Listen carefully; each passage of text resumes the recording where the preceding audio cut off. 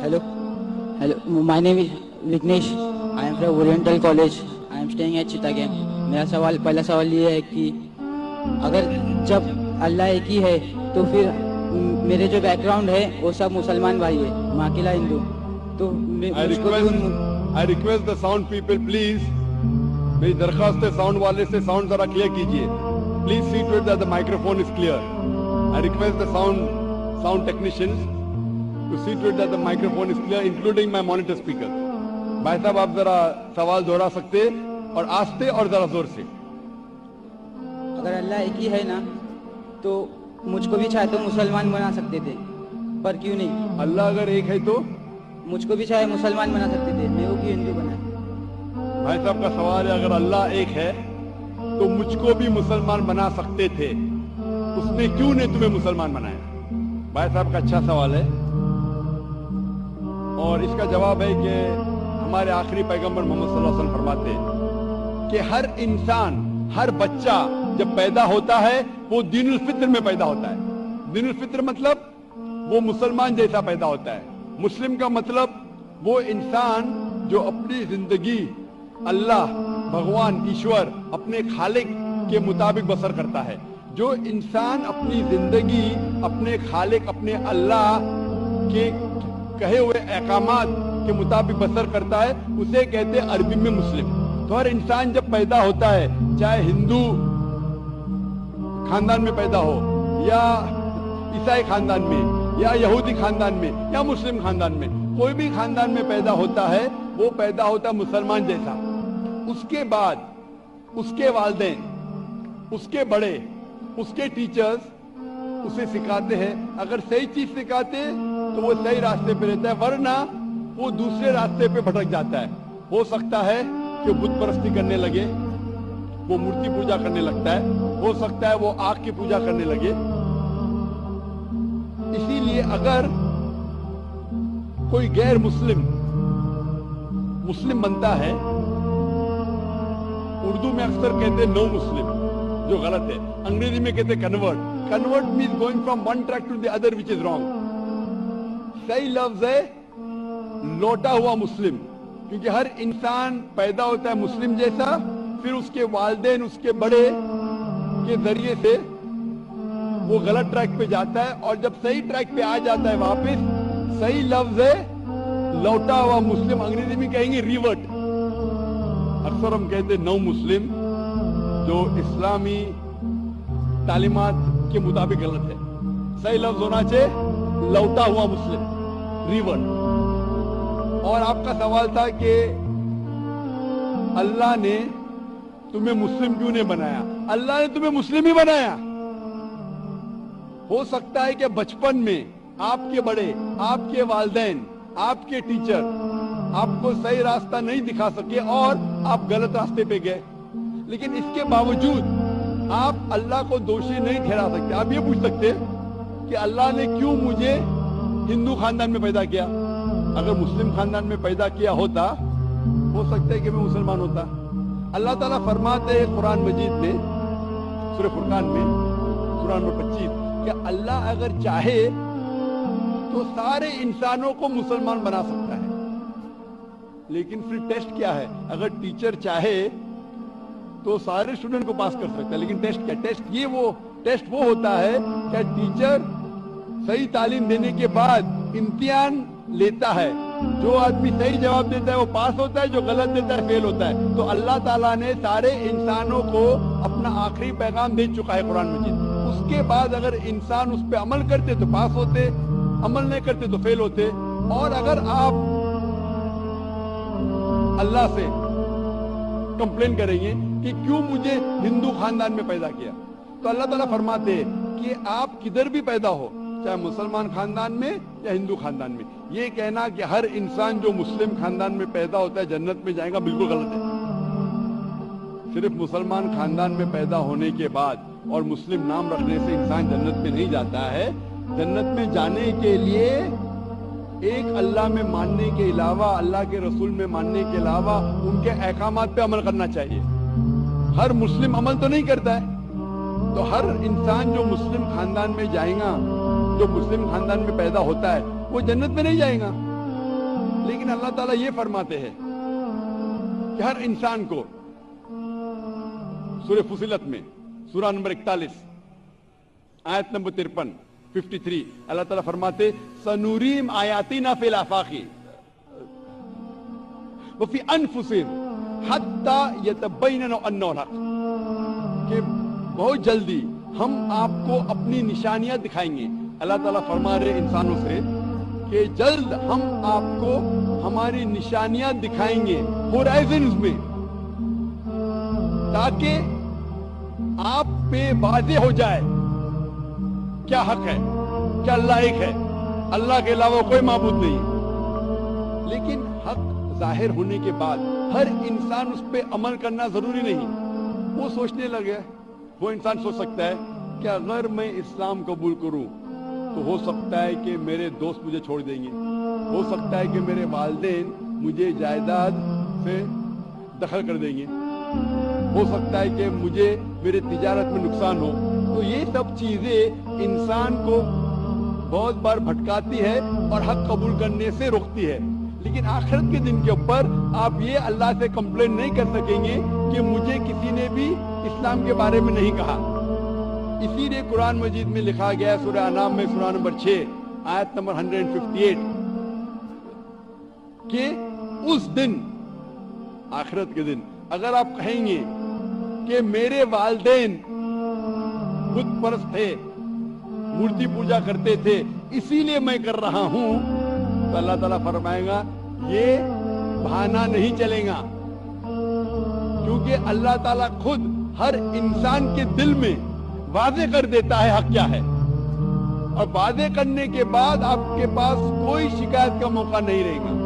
اور آپ کو بھی، آپ آج اس مجلس میں آ چکے ہیں اور میں نے لاکھوں لوگ کے سامنے آپ کو واضح کیا ہے کہ خدا ایک ہے، اس کے علاوہ کوئی معبود نہیں، اور محمد صلی اللہ علیہ وسلم اس کے آخری پیغمبر ہے۔ اگر آج آپ اس بات کو نہیں مانیں گے تو کل آپ یہ کمپلین نہیں کر سکیں گے، آپ شکایت نہیں کر سکیں گے اللہ سے کہ مجھے پتا نہیں تھا۔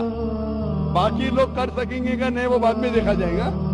آپ تو اللہ تو واضح کر دیا کس کے ذریعے پتا نہیں، لیکن آج میرے ذریعے تو کر رہا ہے آپ کو، اور اتنے لاکھوں لوگ شہادہ دے رہے اور کروڑوں لوگ ٹیلی ویژن پہ دیکھ رہے آپ کو۔ تو ابھی آپ کے پاس کوئی بہانہ نہیں، کوئی شکایت نہیں یہ کہنے کے لیے کہ میں مسلمان خاندان میں پیدا نہیں ہوا، اس لیے میں نے اس دھرم کو ایکسپٹ نہیں کیا۔ میں آپ سے پوچھنا چاہتا ہوں بھائی صاحب، آپ مانتے ہیں کہ خدا ایک ہے؟ وہ تو ہے۔ آپ مانتے ہیں خدا ایک ہے؟ ہاں۔ آپ مانتے ہیں کہ بت پرستی غلط ہے؟ پر کون سا خدا ہے وہ پتا نہیں۔ نہیں، مورتی پوجا صحیح ہے کہ غلط ہے آپ کے حساب سے؟ اب جب میں ہندو دھرم میں پیدا ہوا تو پھر میرے حساب سے صحیح ہو سکتا۔ آپ کہتے ہیں کہ ہندو دھرم کے مطابق مورتی پوجا صحیح ہے۔ میں آپ کو آپ کے ہندو دھرم کی کتابوں کا حوالہ دیتا ہوں، مذہبی کتابوں کا۔ اگر آپ پڑھیں گے چھندوگیہ اپنشد چیپٹر نمبر 6 ادھیے نمبر 2 منترا نمبر 1، ایکم ایودتیم، ایشور خدا بھگوان ایک ہے، دوسرا نہیں ہے، لکھا ہے سوتا سوتر اپنشد میں ادھیے نمبر 6 شلوک نمبر 9 میں، ناچسیہ کسیچ جنیتا نہ کدیپا، اس ایشور کے کوئی والدین نہیں، اس ایشور کا کوئی رب نہیں۔ مطلب ایشور کا، بھگوان کا کوئی والد نہیں، کوئی والدہ نہیں، اس کے اوپر کوئی نہیں۔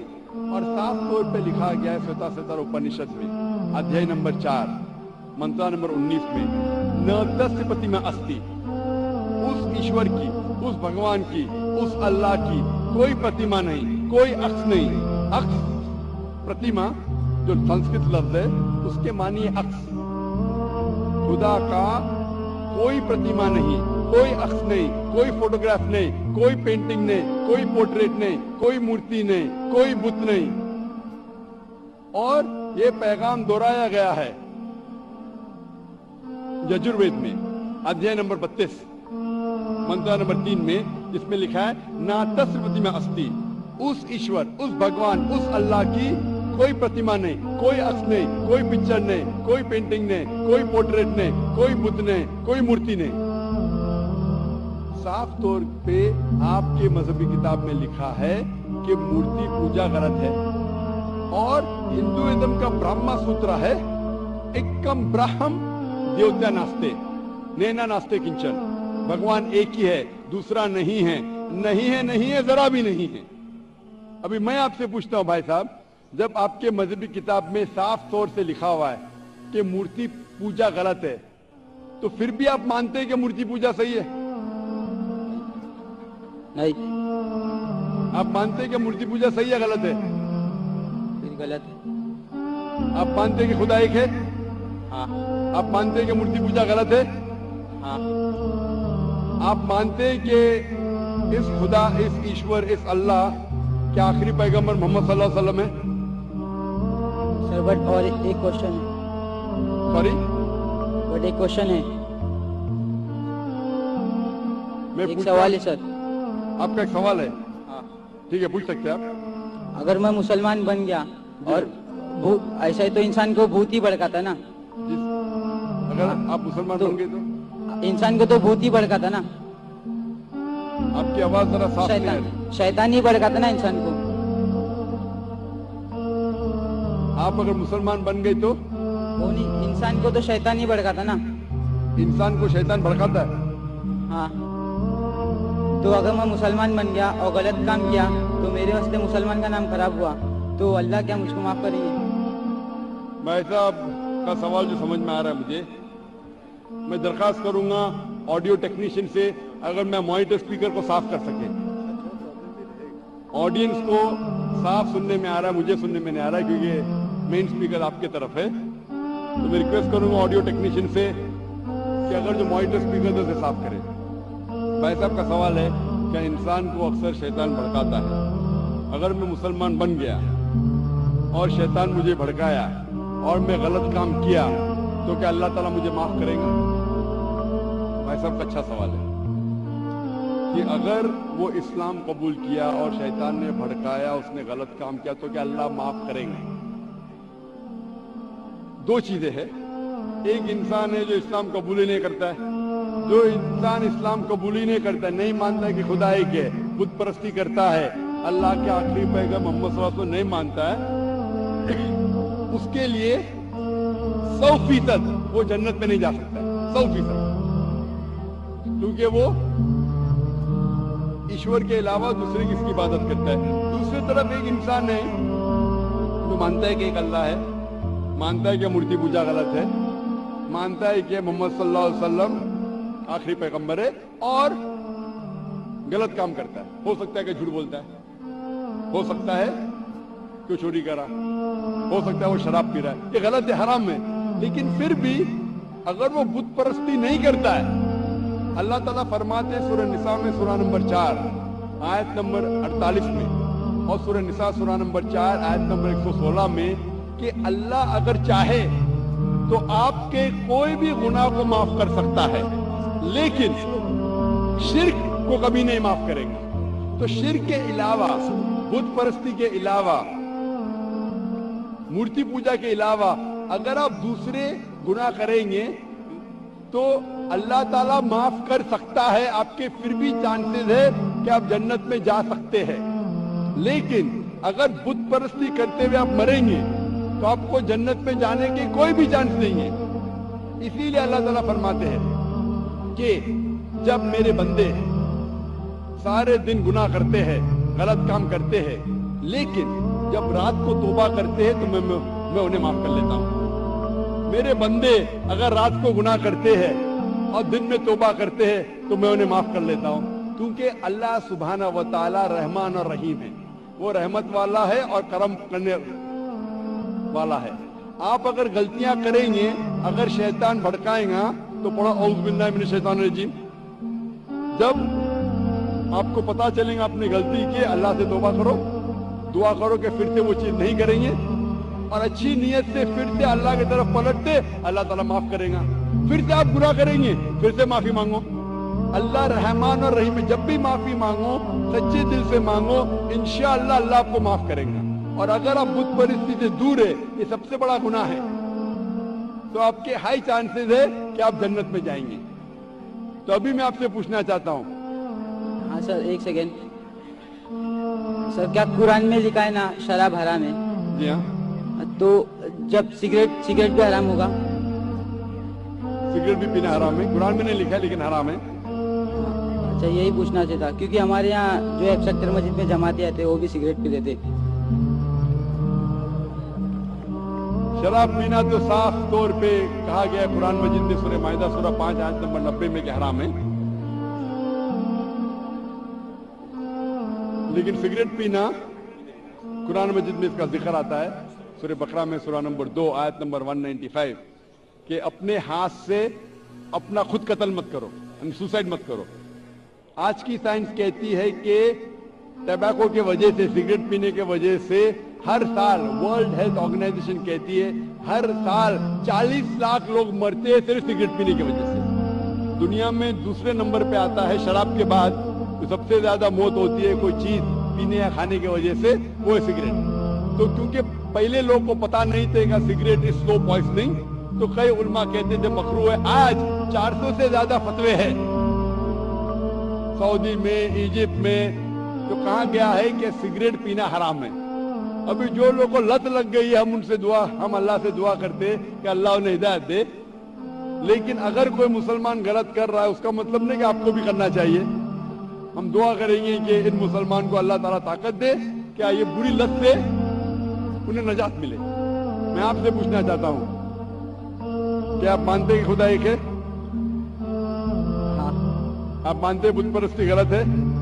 ہاں آپ مانتے ہیں کہ محمد صلی اللہ علیہ وسلم آخری پیغمبر ہے؟ سر میں بھی تو تھوڑا اسلام ریسرچ کر رہا ہوں، اس کے بعد میں خود بخود قبول کر رہا ہوں۔ انشاءاللہ بھائی صاحب چاہتے ہیں کہ وہ اسلام کے بارے میں اور ریسرچ کرے، اور میں چاہوں گا کہ آپ میرے ہاتھ سے ایک ترجمہ لے قرآن کا، اور میری درخواست ہے کہ آپ قرآن مجید کا ترجمہ پڑھیے، اور انشاءاللہ اس سے آپ ہدایت پائیں گے، اور جب مطمئن ہو جائیں گے کہ یہ مذہب صحیح ہے پھر ہی قبول کرنا، کوئی زبردستی نہیں۔ آپ جب مطمئن ہو جائیں گے کہ یہ اسلام، یہ قرآن میں صحیح باتیں لکھی ہے، یہ سب سے بہترین مذہب ہے، پھر ہی آپ قبول کیجئے۔ میں درخواست کروں گا کہ آپ اسٹیج پہ آ کے انشاءاللہ قرآن مجید کا نسخہ مجھ سے لے سکتے ہیں۔